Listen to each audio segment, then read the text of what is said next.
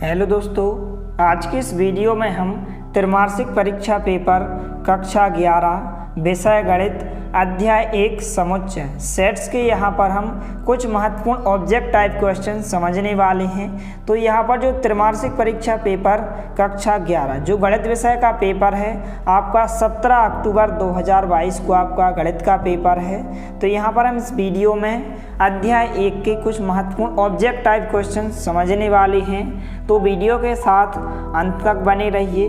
तो इसके पहले वाले वीडियो में हमने आपको सही विकल्प, सही जोड़ियाँ और कुछ महत्वपूर्ण खाली स्थान समझा दिए हैं। यदि आपने इसके पहले वाले वीडियो को नहीं देखा है तो आप हमारे चैनल की प्लेलिस्ट या नीचे डिस्क्रिप्शन बॉक्स में दी गई लिंक पर जाकर आप देख सकते हैं।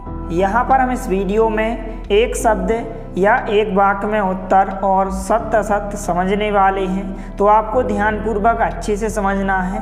यदि आप इन सभी क्वेश्चंस को अच्छे से तैयार कर लेते हो तो आप त्रैमासिक परीक्षा में 90+ स्कोर कर सकते हो गणित विषय में। तो आपको ध्यानपूर्वक अच्छे से समझना है। तो यहाँ पर प्रश्नांक 4 है, एक शब्द या एक वाक्य में उत्तर लिखिए। पहला प्रश्न है, यदि समुच्चय ए में n अवयव हों तो समुच्चय ए के कितने उपसमुच्चय होंगे। तो यहाँ पर आइए इसको हम थोड़ा सा रफ में समझ लेते हैं। आपको ध्यानपूर्वक अच्छे से समझना है। आपको इन क्वेश्चंस को रटना नहीं है, समझना है।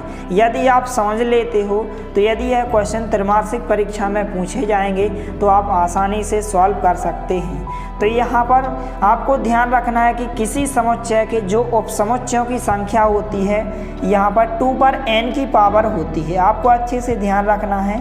यदि हम किसी भी समुच्चय के उपसमुच्चय निकालते हैं तो उसके जो उपसमुच्चयों की संख्या होती है 2 पर n की पावर होती है। और यहाँ पर क्वेश्चन में पहले से बताया गया है कि यदि समुच्चय ए में आपको एक समुच्चय ए दिया गया है, इसमें कितने अवयव दिए गए हैं, n अवयव दिए गए हैं। तो यहाँ पर हमें इसके उपसमुच्चय निकालना है। ए के कितने उपसमुच्चय होंगे इस ए सेट के यहाँ पर हमें निकालना है। तो पहले से यहाँ पर इसमें n उपसमुच्चय दिए गए हैं। तो यहाँ पर इसके उपसमुच्चय क्या हो गए, 2 पर n की पावर होगी। यही इसका राइट आंसर होगा। तो आपको ध्यान रखना है कि किसी समुच्चय के उपसमुच्चयों की संख्या जो होती है 2 पर n की पावर होती है। और यहाँ पर क्वेश्चन में पहले से बताया गया है कि समुच्चय ए में कितने अवयव हैं, n अवयव हैं। इसलिए हमने n की जगह n का मान n ही रखा। इसलिए a के कितने उपसमुच्चय हो जाएंगे, 2 पर n की पावर हो जाएंगे। यही आपका राइट आंसर होगा। यह क्वेश्चन आपसे इस प्रकार से भी पूछा जा सकता है कि किसी उपसमुच्चय के उपसमुच्चयों की संख्या कितनी होती है। तो आपको ध्यान रखना है 2 पर n की पावर होती है। बहुत ही महत्वपूर्ण प्रश्न है। इसके बाद यहाँ पर दूसरा प्रश्न दिया गया है, यदि आपको एक ए सेट दिया गया जिसमें 2, 4, 6, 8 अवयव दिए गए हैं और एक आपको बी सेट दिया गया है जिसमें 6, 8, 10, 12 अवयव दिए गए हैं। तो यहाँ पर हमें ए और बी का सम्मिलन ज्ञात करना है, अर्थात संघ ज्ञात करना है। तो ए यूनियन बी हम कैसे ज्ञात करेंगे, ए और बी के सेट में जो अवयव दिए गए हैं इन अवयवों को हम एक साथ इकट्ठा करके यहाँ पर लिख देंगे और किसी भी अवयव को हम रिपीट नहीं करेंगे, अर्थात एक ही अवयव को हम एक ही बार लिखेंगे, डबल बार नहीं लिखेंगे। तो इस प्रकार से इसको थोड़ा सा हम जैसे रफ में समझ लें। तो यहाँ पर आपको सबसे पहले 2 सेट दिए गए हैं। एक आपको ए सेट दिया गया है जिसमें 2, 4, 6, 8 अवयव दिए गए हैं और आपको एक बी सेट दिया गया है जिसमें यहाँ पर 6, 8, 10, 12 अवयव दिए गए हैं। और यहाँ पर हमें ए और बी का यहाँ पर सम्मिलन ज्ञात करना है, अर्थात यूनियन ज्ञात करना। आपको अच्छे से ध्यान रखना है, ए यूनियन बी हमें ज्ञात करना है। तो यूनियन हम कैसे ज्ञात करते हैं, इन दोनों सेटों अर्थात इन दोनों समुच्चय के जितने अवयव दिए गए हैं इनको हम इकट्ठा करके लिख देते हैं और एक ही अवयव को हम एक ही बार लिख देते हैं। ऐसा नहीं है कि 2 यहाँ पर भी दिया है और 2 यहाँ पर भी दिया है। तो हम एक ही अवयव को एक ही बार लिखते हैं, डबल बार रिपीट नहीं करते हैं। तो सबसे पहले हम 2 लिखेंगे, 4 आ जाएगा यहाँ पर, इसके बाद 6 आ जाएगा, यहाँ पर 8 आ जाएगा। अब इसके बाद हम बी वाले सेट की अवयवों को लिखेंगे। तो यहाँ पर आप देख सकते हैं 6 दिया गया और 6 तो पहले से लिख चुका है, तो 6 को हम नहीं लिखेंगे। इसके बाद 8 भी पहले से लिख चुका है यहाँ पर, तो 8 को भी नहीं लिखेंगे। यहाँ पर 10 को हम लिखेंगे और 12 को लिखेंगे। तो इस प्रकार से ए यूनियन बी का जो मान होगा, इस प्रकार से इसमें इतने अवयव आ जाएंगे। तो आप आसानी से ए यूनियन बी ज्ञात कर सकते हैं। तो यहाँ पर इसका जो आंसर होगा यहाँ पर आप लिख सकते हैं इस प्रकार से, इसमें 2, 4, 6, 8, 10 इस प्रकार से अवयव आ जाएंगे। यही ए यूनियन बी का आंसर हो जाएगा। तो इस प्रकार से आप आसानी से निकाल सकते हैं। इसके बाद यहाँ पर तीसरा क्वेश्चन है, यदि u बराबर आपको एक सार्वत्रिक समुच्चय दिया गया है जिसमें 1 से लेकर 9 तक अवयव दिए गए हैं और आपको एक ए सेट दिया गया है जिसमें 1, 3, 7, 9 अवयव दिए गए हैं, तो यहाँ पर हमें ए का पूरक समुच्चय अर्थात ए डैश ज्ञात करना है। तो आइए इसको हम थोड़ा सा रफ में समझ लेते हैं। तो आपको ध्यानपूर्वक अच्छे से समझना है। तो सबसे पहले यहाँ पर आपको u एक सार्वत्रिक समुच्चय दिया गया है इस प्रकार से, जिसमें 1 से लेकर 9 तक अवयव दिए गए हैं। तो सबसे पहले यहाँ पर हमने इस प्रकार से सार्वत्रिक समुच्चय को लिखा जिसमें 1 से लेकर 9 तक अवयव दिए गए हैं और एक आपको एक ए सेट दिया गया है जिसमें 1, 3, 7, 9 अवयव दिए गए हैं। अभी यहाँ पर हमें ए का पूरक ज्ञात करना है अर्थात ए डैश ज्ञात करना है। तो पूरक हम कैसे ज्ञात करते हैं, इस सार्वत्रिक समुच्चय u में से हम ए वाले सेट को माइनस कर देते हैं। तो इस प्रकार से हम ए का पूरक आसानी से ज्ञात कर सकते हैं। तो ए डैश इस प्रकार से हम ज्ञात करेंगे u माइनस ए, अर्थात इस सार्वत्रिक समुच्चय में से हम ए वाले सेट को क्या करेंगे, माइनस करेंगे। तो यहाँ पर आप देख सकते हैं इसमें 1 से लेकर 9 तक अवयव दिए गए हैं और इस ए वाले सेट में 1, 3, 7, 9 अवयव दिए गए हैं। तो इसमें से यदि हम इसको घटाएंगे तो इस प्रकार से अवयव क्या हो जाएंगे, माइनस हो जाएंगे। 1 यहाँ पर माइनस हो जाएगा, यहाँ पर 3 दिया गया है तो यहाँ पर 3 भी माइनस हो जाएगा। यहाँ पर 7 दिया गया है तो यहाँ पर 7 माइनस हो जाएगा, 9 भी माइनस हो जाएगा। तो इस प्रकार से ए में दिए गए जितने भी अवयव हैं यह यू में से क्या हो जाएंगे, माइनस हो जाएंगे, अर्थात यहाँ पर अलग हो जाएंगे, डिलीट हो जाएंगे और बचे हुए अवयव यही ए डैश का मान हो जाएगा। यहाँ पर कौन कौन से अवयव बचेंगे, 2 यहाँ पर हो जाएगा, 4 आ जाएगा, इसके बाद 5 आ जाएगा, यहाँ पर 6 आ जाएगा, फिर इसके बाद 8 आ जाएगा। तो इस प्रकार से ए डैश का मान हो जाएगा जिसमें 2, 4, 5, 6, 8 अवयव आ जाएंगे।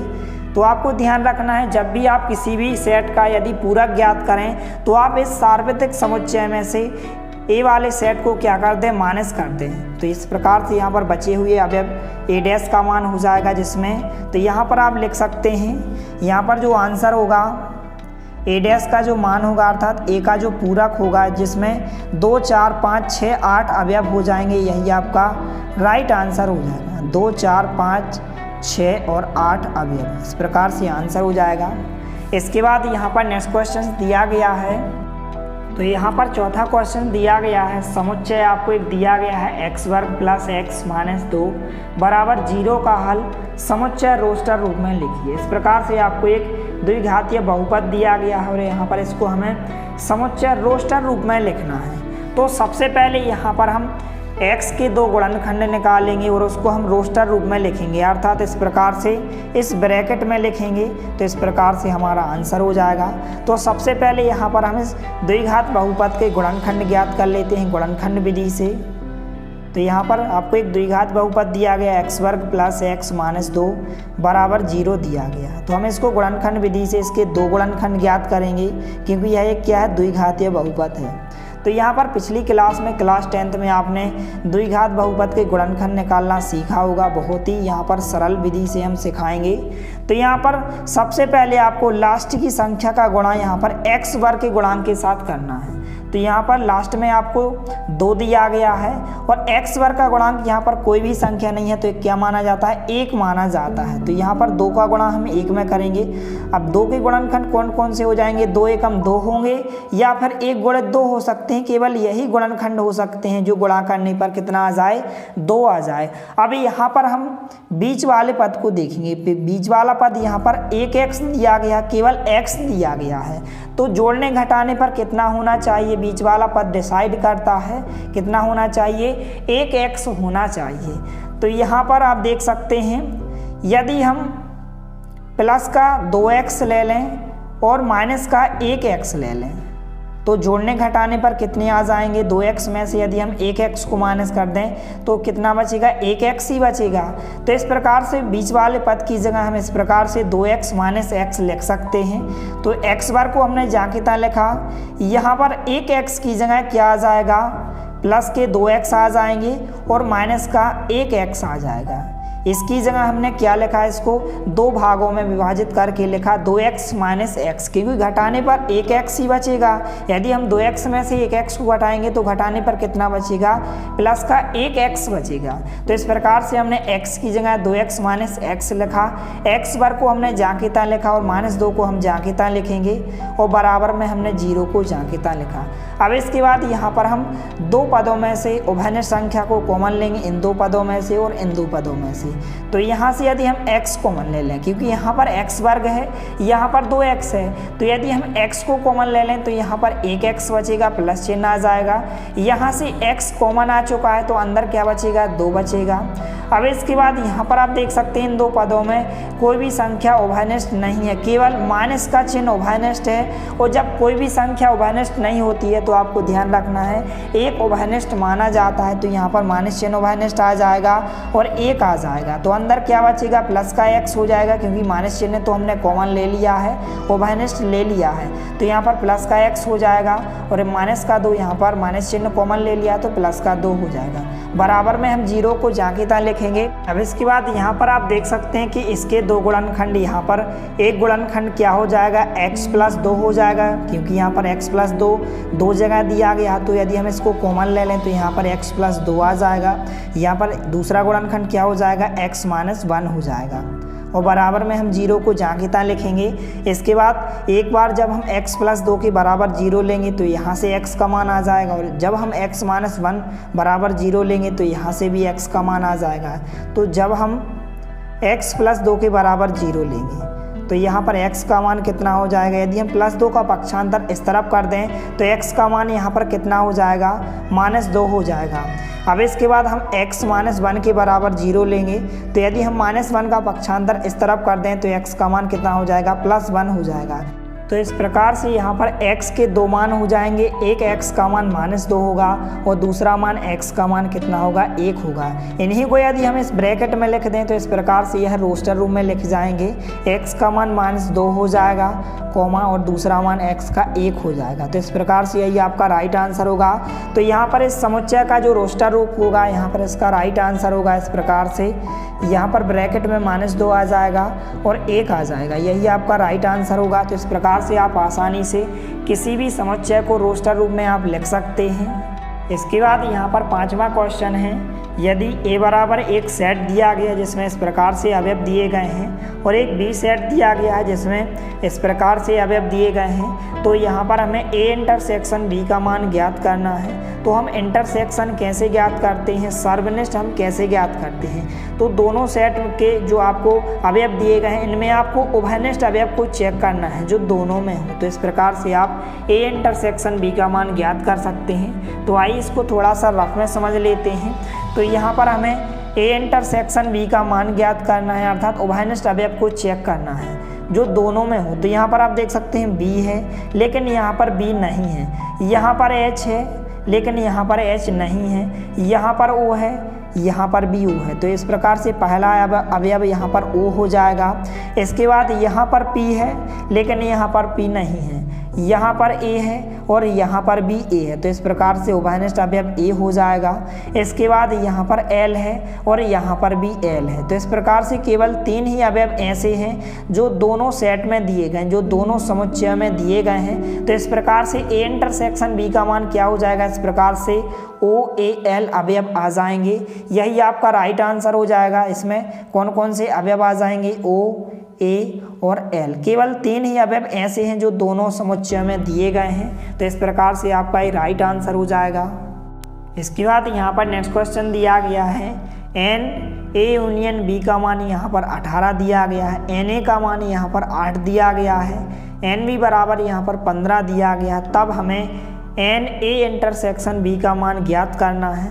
तो आप इस फार्मूला की सहायता से एन ए इंटरसेक्शन बी का मान ज्ञात कर सकते हैं। तो सबसे पहले आपको इस फार्मूला को अच्छे से ध्यान रखना है। तो यहाँ पर जो फार्मूला होता है एन ए यूनियन बी बराबर होता है n A plus n B, और माइनस में क्या होता है ए और बी का इंटरसेक्शन होता है एन ए इंटरसेक्शन बी।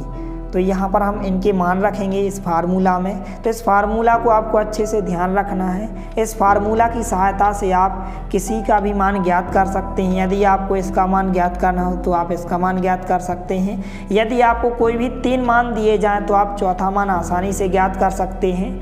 तो यहाँ पर क्वेश्चन में आपको एन ए यूनियन बी का मान कितना दिया गया है, 18 दिया गया। तो इसकी जगह हम इसका मान 18 रखेंगे, बराबर का चिन्ह लगाएंगे।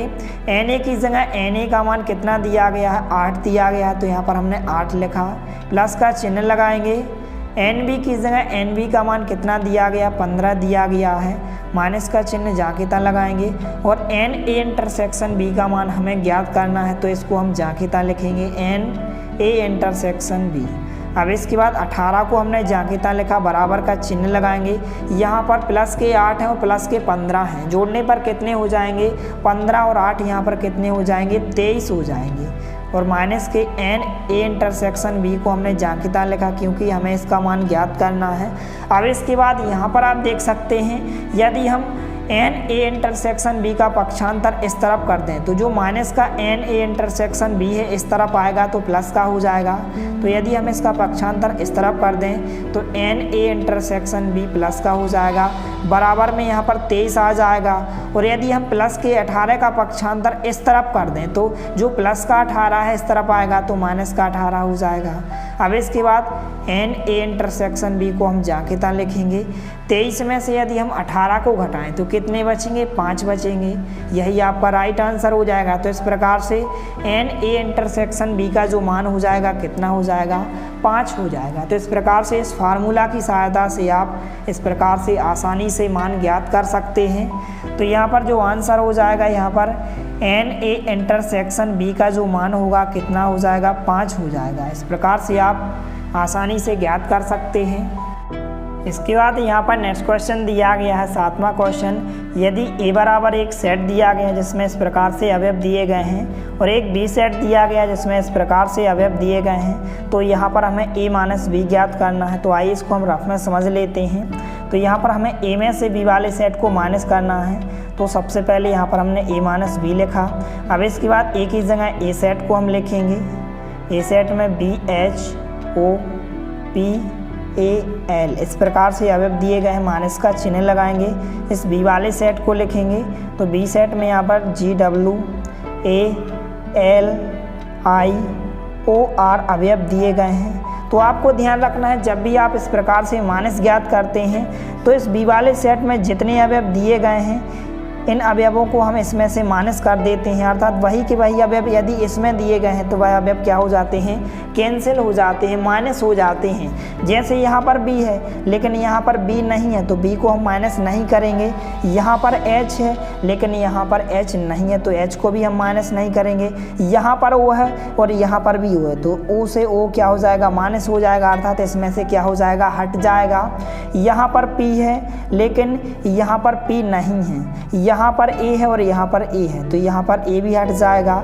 यहाँ पर एल है और यहाँ पर भी एल है तो एल भी क्या हो जाएगा, हट जाएगा। और यहाँ पर बचे हुए अवयव क्या हो जाएंगे, ए माइनस बी का आंसर हो जाएगा। तो इस प्रकार से ए माइनस बी का आंसर क्या हो जाएगा, इसमें केवल बी बचेगा, एच बचेगा और यहाँ पर पी बचेगा। तो इस प्रकार से ए माइनस बी का आंसर हो जाएगा। तो इस प्रकार से आप आसानी से ए माइनस बी ज्ञात कर सकते हैं। तो इस प्रकार से यहाँ पर आंसर में आप लिख सकते हैं जो आंसर हो जाएगा आपका, इसमें कौन कौन से अवयव आ जाएंगे, बी एच और पी, केवल 3 ही अवयव बचेंगे। तो इस प्रकार से आप आसानी से ज्ञात कर सकते हैं। इसके बाद यहाँ पर 8वां क्वेश्चन दिया गया है, यदि ए और बी दो असंयुक्त समुच्चय हैं तो ए इंटरसेक्शन बी में कितने अवयव होंगे। तो सबसे पहले आपको पता होना चाहिए कि असंयुक्त समुच्चय किसे कहते हैं। तो आपको ध्यान रखना है कि आशययुक्त समुच्चय ऐसे समुच्चय होते हैं जिनका इंटरसेक्शन क्या होता है, फाई होता है, अर्थात सर्वनिष्ठ क्या होता है, फाई होता है, और इसमें कोई भी अवयव उभयनिष्ठ नहीं होता है। तो इस प्रकार से यहाँ पर पूछा गया है कि ए इंटरसेक्शन बी में कितने अवयव होंगे। तो जब दो आशययुक्त समुच्चय दिए गए हैं अर्थात जिनका इंटरसेक्शन फाई होता है तो उसे क्या कहते हैं, आशययुक्त समुच्चय कहते हैं। लेकिन यहाँ पर क्वेश्चन में ए इंटरसेक्शन बी का मान पूछा गया है, तो जब कोई भी अवयव उभयनिष्ठ नहीं है तो इसमें कितने अवयव हो जाएंगे, कोई भी अवयव नहीं हुआ, केवल 0 अवयव होंगे। तो इस प्रकार से आंसर इसका क्या हो जाएगा, 0 हो जाएगा। यही आपका राइट आंसर होगा। इसके बाद यहाँ पर 9वां क्वेश्चन दिया गया है, यदि आपको एक सर्वाधिक समुच्चय दिया गया जिसमें इस प्रकार से अवयव दिए गए हैं और एक आपको ए सेट दिया गया है, तो यहाँ पर हमें ए का डबल बार पूरक ज्ञात करना है, अर्थात ए का डबल बार हमें डैश ज्ञात करना है। तो आइए इसको हम थोड़ा सा रफ में समझ लेते हैं। तो इस प्रकार से आपको सबसे पहले आपको यू एक सर्वाधिक समुच्चय दिया गया और एक ए सेट दिया गया है। तो यदि हम एक बार ए का डैश निकालें, अर्थात एक बार यदि हम ए का पूरक ज्ञात करें तो हम पूरक कैसे ज्ञात करते हैं, इस यू वाले सेट में से हम ए वाले सेट को माइनस करेंगे। इस यू वाले सेट में से हम ए वाले सेट को माइनस करेंगे। तो यू वाले सेट में कौन कौन से अवयव दिए गए हैं, इस प्रकार से A B C D E F G H, इस प्रकार से अवयव दिए गए हैं। यहाँ पर माइनस करेंगे हम, ए वाले सेट के अवयवों को हम माइनस करेंगे। तो ए वाले सेट में कौन कौन से अवयव दिए गए हैं, ए डी एफ एच, इस प्रकार से अवयव दिए गए हैं। तो हम एक बार जब ए का पूरक ज्ञात करेंगे तो हम यू में से ए वाले सेट को माइनस करेंगे। तो यहाँ पर आप देख सकते हैं यहाँ पर ए है, यहाँ पर ए है। तो ए वाले सेट के जो अवयव है भाई इस यू में से माइनस हो जाएंगे, तो यहाँ पर ए कैंसिल हो जाएगा। इसके बाद यहाँ पर डी है तो डी कैंसिल हो जाएगा। इसके बाद यहाँ पर एफ है तो यहाँ पर एफ है, एफ कैंसिल हो जाएगा। यहाँ पर एच है और यहाँ पर एच है, और बचे हुए अवयव क्या हो जाएगा, ए का पूरक हो जाएगा। इस प्रकार से ए का पूरक क्या हो जाएगा, इसमें बी सी और यहाँ पर ई और जी इतने अवयव बचेंगे, यही ए डैश का पूरक हो जाएगा। तो यहाँ पर आप देख सकते हैं क्वेश्चन में तो 2 बार पूरक पूछा गया है, तो 2 बार हम पूरक कैसे ज्ञात करेंगे, तो पुनः हम यू में से ए डैश को अब माइनस करेंगे। तो इस प्रकार से हम ए का डबल डैश ज्ञात कर सकते हैं। तो यहाँ पर हम लिखेंगे इसलिए यू माइनस ए डैश।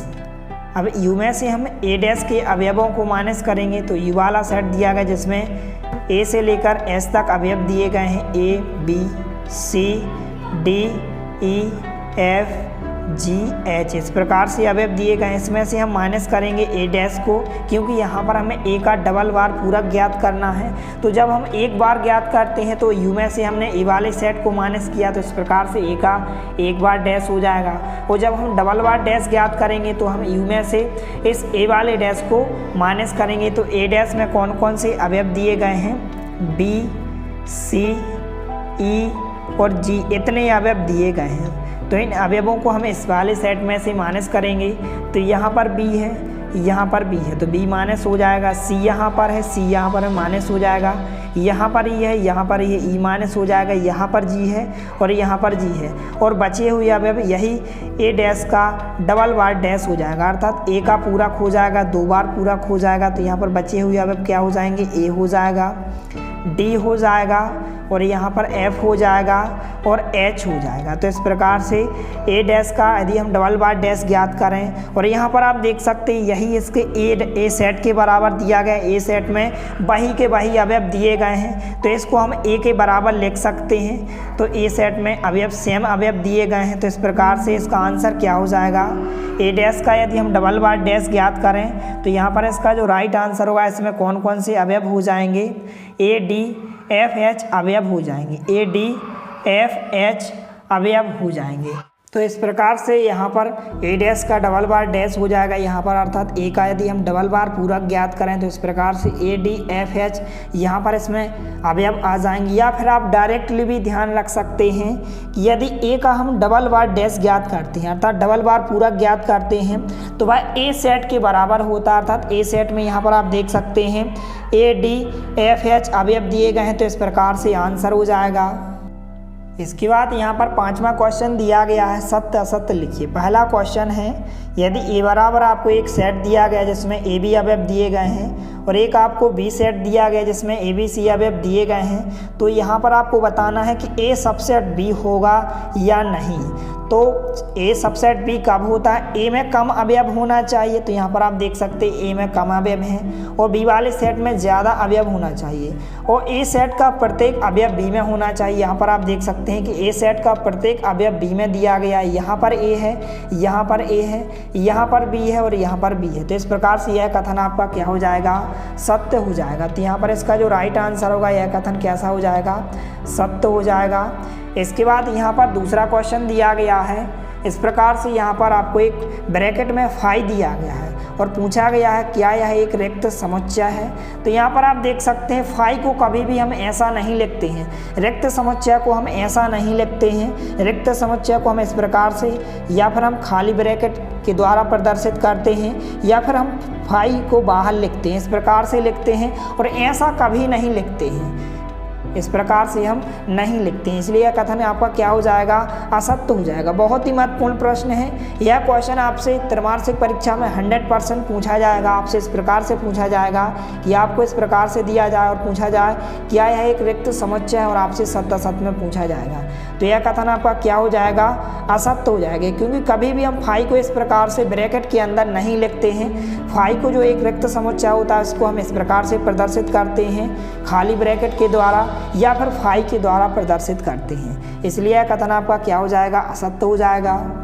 इसके बाद यहाँ पर तीसरा क्वेश्चन है, परिमित समुच्चय में अवयवों की संख्या निश्चित होती है। तो यहाँ पर सबसे पहले हम परिमित समुच्चय को समझ लेते हैं। जैसे यदि हमने एक सेट को माना ए बराबर, जिसमें 1 से लेकर 9 तक अवयव दिए गए, तो यहाँ पर आप देख सकते हैं इस सेट में जो है अवयवों की संख्या निश्चित है, कन्फर्म है कि 1 से लेकर 9 तक है। तो आपको ध्यान रखना है कि परिमित समुच्चय में जो है अवयवों की संख्या निश्चित होती है। तो यह कथन आपका क्या हो जाएगा, सत्य हो जाएगा। तो यहाँ पर इसका जो राइट आंसर होगा क्या हो जाएगा, सत्य हो जाएगा। इसके बाद यहाँ पर चौथा क्वेश्चन दिया गया है कि अपरिमित समुच्चय में अवयवों की संख्या क्या होती है, निश्चित होती है। तो यह कथन आपका क्या होगा, असत्य होगा, क्योंकि जो परिमित समुच्चय होता है उसमें अवयवों की संख्या निश्चित होती है, और अपरिमित समुच्चय में अवयवों की संख्या क्या होती है, अनिश्चित होती है, अर्थात अनंत होती है। तो यह कथन आपका क्या होगा, असत्य होगा, क्योंकि अपरिमित समुच्चय में अवयवों की संख्या निश्चित नहीं होती है। इसलिए यह कथन आपका क्या होगा, असत्य होगा। तो इस प्रकार से इसका राइट आंसर क्या हो जाएगा, असत्य हो जाएगा। इसके बाद 5वां क्वेश्चन दिया गया है कि फाई सबसेट ए है, सत्य है, जहां फाई एक क्या है, रिक्त समुच्चय है, एवं ए कोई भी परिमित समुच्चय है। तो यह कथन आपका क्या हो जाएगा, सत्य हो जाएगा। तो इस प्रकार से सभी प्रश्नों को आपको अभी से अच्छे से तैयार कर लेना है। इसके नेक्स्ट वीडियो में आपको 2 अंक, 3 अंक और 4 अंक के महत्वपूर्ण प्रश्न अध्याय 1 के जल्द से जल्द चैनल के माध्यम से उपलब्ध कराए जाएंगे। इसलिए आप हमारे चैनल को सब्सक्राइब कीजिए, साथ में नोटिफिकेशन बेल को भी दबाइए, ताकि कोई भी वीडियो की नोटिफिकेशन आप तक सबसे पहले पहुंचे। मिलते हैं अगले वीडियो में, तब तक के लिए जय हिंद, वंदे मातरम।